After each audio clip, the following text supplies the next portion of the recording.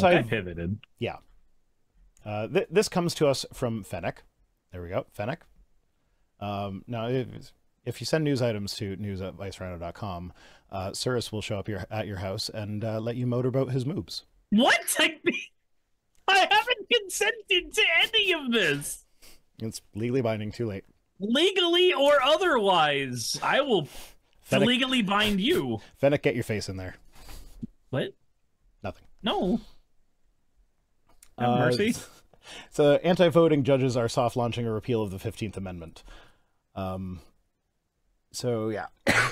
Voting Rights Act was passed in 1965 to, let black people vote and, stop gerrymandering from, well, in theory, stop gerrymandering from being Yeah, it still happens. Yeah. Now we've got, Fennec is putting the email address in the chat. That's the word. The old email address in just to fuck with them. I mean, odds are if you send... It's vice.rhino@gmail.com. If you send me something there, I will probably not see it because I get a lot of junk mail there because that's the one that I use anytime it's like log in with Google and then I click on it and then now I'm on their list to email. So, like, what the fuck ever. I don't know. I don't see anything there, so news@vicerhino.com is where you want to send it if you want me to actually see it. No, look, let out your inner Republican. It's okay for you to just say that you probably did your civic duty by sending it, but, you don't have to actually have ever done it. Is also sending me an article is no guarantee that I'll use it. Like, just ask Fennec. How many articles have you sent me that I haven't used?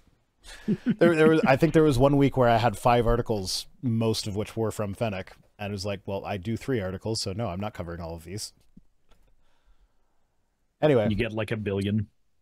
So in the years following the Voting Rights Act, the Supreme Court interpreted it very, very conservatively, as they tend to do, and basically said that voters have to prove that the curtailment of their voting rights was intentionally motivated by racism. So it can't just be like, yeah, no, they gerrymandered the fuck out of this place so that black people don't have a voice anymore. You have to prove that the reason they did that was specifically so that black people wouldn't have a voice anymore.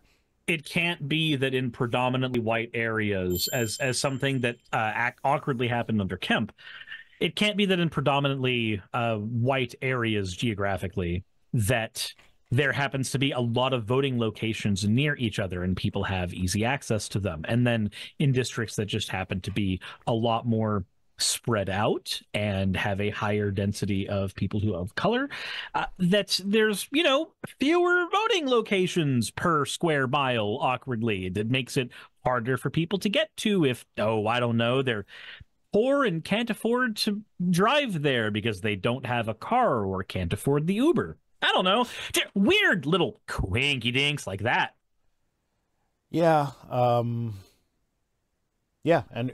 But in order to prove it in court, you'd have to have like a letter from them being like, no, we're not going to draw the district in a way that is going to be fair to you because I don't like black people. Or, no, we're not going to open up which is something that's voting. basically going to be completely unprovable. Yeah. Well, I mean, that's what they say in this article is like, in 1982, Congress amended Section 2 of the VRA to make it easier to bring and win voting rights cases. So the way they worded it is they said people did not, in fact, need to develop an X-ray capable of identifying whether a legislative body had racist bones. Okay. And since then, regular people have brought and won these cases over 165 times.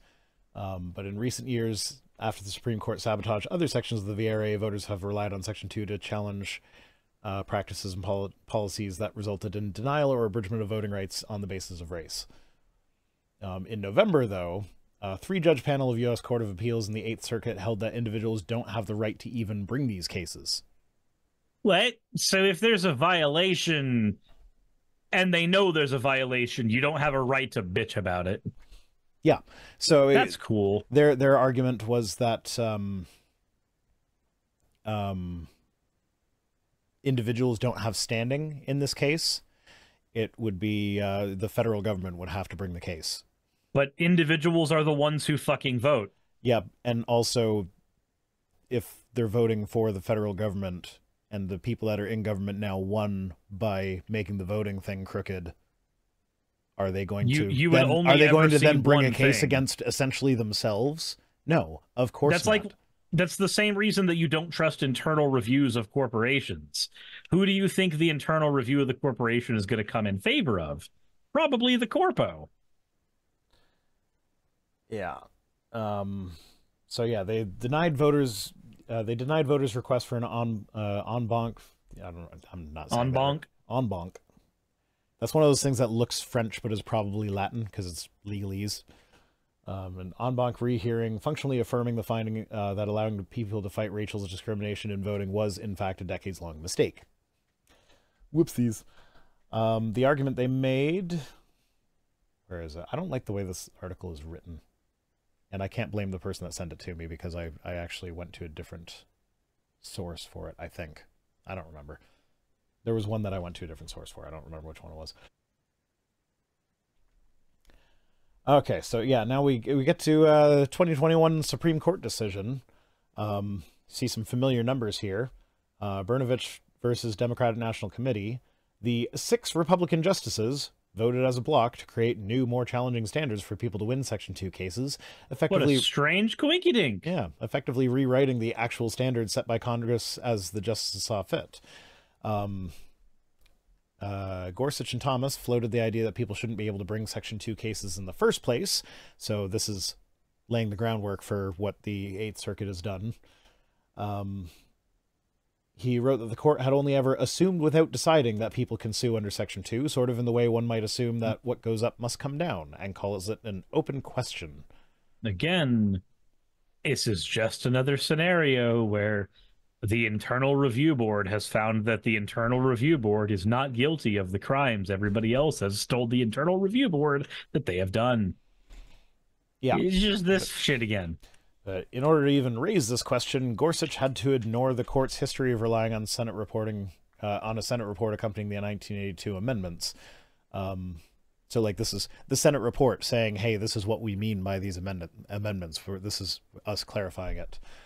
So the court acknowledged that the state's assertion that the existence of a private right of action under Section 2 has been clearly intended by Congress since 1965. Gorsuch also has to ignore the very text of the act itself, which refers to a proceeding instituted by the Attorney General or an aggrieved person under any statute to enforce. So an aggrieved person is not allowed. Yeah. Oh, that's so comically stupid. Yeah, so it's like, it's not clear from the law itself that individuals have the right to sue under this. So, like, if an individual is aggrieved by this, they're not an aggrieved person because we say so. We used magic logic to get here. We used magical logic. He used Republican logic. Let's call a spade, Cyrus. Yeah, same thing. I mean, yeah, same. Different words for the same thing, but, like, don't give him anything to hide behind. Yeah, so anyway, and the Coalition of Voting Rights Group, led by the Arkansas NAACP, filed a Section 2 lawsuit alleging that the state's electoral district maps unlawfully diluted black voting strength. And then Judge Rudofsky admitted that the Arkansas NAACP made a strong merits case, but he dismissed the case anyway because he concluded that the plaintiffs didn't have the right to sue. What? So you're probably right, and you should be suing, but you technically don't have the right. Je ne sais quoi. Yeah. It's like you've got an excellent argument, legally speaking, on point. Perfect. Everything's great. But it's a day that ends in Y. You don't so legally have the you right can't do anything. Yeah. Never mind that you literally are the aggrieved person that it's talking about in the law.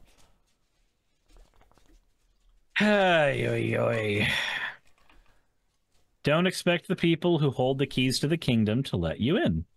Ever. Yeah, and he waved away the statute's explicit reference to aggrieved voters' ability to bring cases under the statutes that enforce the Constitution by saying that the Voting Rights Act is not a statute that enforces the Constitution. But wait. So, you know, the Voting Rights Act, the thing that basically acted as a de facto amendment to the Constitution and the 15th Amendment. It's so that we can elect our constitutional representatives, but it's not in... has nothing to do with the Constitution. Then what the fuck are the lawmakers? Then why do we even call certain laws constitutional or not if one has no bearing on the other? What? Yeah, and the Voting Rights Act is not a statute that enforces the Constitution. Like the 15th Amendment is the right to vote. Essentially, it's an amendment to the Constitution. To the Constitution. Well, so it's not the Voting Rights Act is not the 15th Amendment. It's its own piece of legislation, but it is basically strengthening the 15th Amendment. So like it's legislation that directly applies to the Constitution and how the Constitution works. So God. Yeah, to say that it's not something that is meant to enforce the Constitution is like, what the fuck? Then what the fuck is the point of it? What is it here for?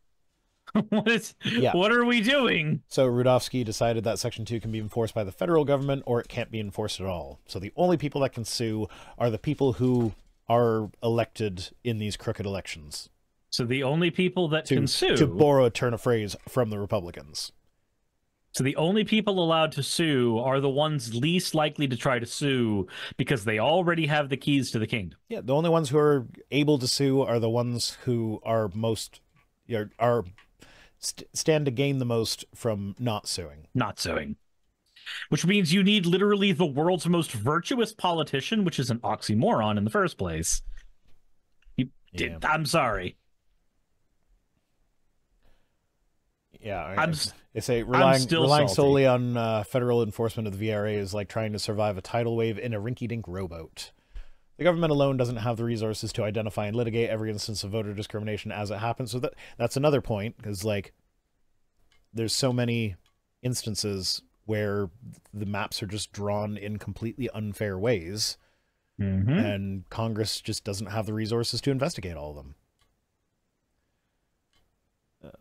And then we get to the, even if it could, it might not want to, depending on who is in charge. Now, this is where this writing kind of like gets a little bit more partisan than it is. Like, it says making enforcement depending on the federal government alone would effectively make the VRA optional when Republicans are in the White House. I mean, like, yeah, they're the ones who would be most blatant about it, but the Democrats aren't squeaky clean. You know that they wouldn't sue themselves for having an unfair district. Not to mention, these are the same Democrats the Democrats would be more likely to draw a fair district in the first place, but they're not going to sue if somebody thinks that it's not fair. Yeah. Like, I'm sorry, but I'm not about to be one of the people that says the Democrats are as crooked as the Republicans or as evil, but I am not going to say that they are clean, and I will certainly say that these are the same fuckers that didn't codify Roe. So yeah. I'm sorry, but these people are also failures to their constituents. So yeah, the Eighth Circuit's decision to deny en banc rehearing means that tens of millions of voters. I'm just going to pronounce it different every time I say it. Tens of and maybe I'll hit the correct pronunciation if I do it differently every time. And what?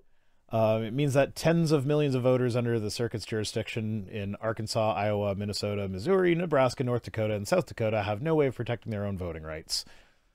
These are rights so foundational to self-government and citizenship that they should not depend solely on the discretion or availability of the government's agents for protection. It is. So this is starting to feel very Bethesda. This is starting to feel very...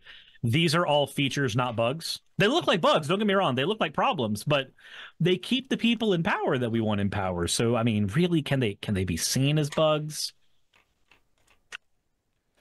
Yeah. And then you got stuff like in Arizona, they used a ballot initiative to limit the impact of money in politics, and the Supreme Court turned around and said, no, we like having corrupt money in politics. And then when Congress said that states that have a history of discriminating, of putting discriminatory voting laws on, anytime they start a new voting law, let's have them run that past the Justice Department first to make sure it's not discriminatory. Supreme Court said they couldn't do that. So... God, I love living in America. It's so fucky. Yeah. Yeah, so that's that. Say goodbye to the 15th Amendment. Maybe not, like it's not being repealed anytime soon, but it's certainly had its teeth removed. We're doing so well as a country. We're doing so well. It's just great, don't you know? It's fantastic. I've never felt concerned about being an American citizen before in my life. No, never. Not even once. I'm not a good liar. So don't go into politics? I don't want to. Okay. I'm not gonna lie. I feel like the company I would keep would suck ass. Hey, I just quickly want to give a thank you to all of my wonderful patrons who keep this show running. YouTube and Twitch are a pretty bumpy ride at the best of times, and the stability a Patreon provides me is worth more than I can say here. I'd also like to thank each and every one of my $20 and up patrons here, and they would be Red Joker, Britzkrieg, Cameron, Dren, Jemshin, Smiling DM, Poundini, Mabbity Babbity, Naomi, Isaac, Nixie Chan, the Oberon team, Agamotto, Jordan, Ravi, Giuni, Kiratorian, Prisma, all of you, I'm not saying that part, and Starlight. And finally, thank you to everyone else that helps keep this channel alive. While you're here, why not check out another video? And thank you for watching.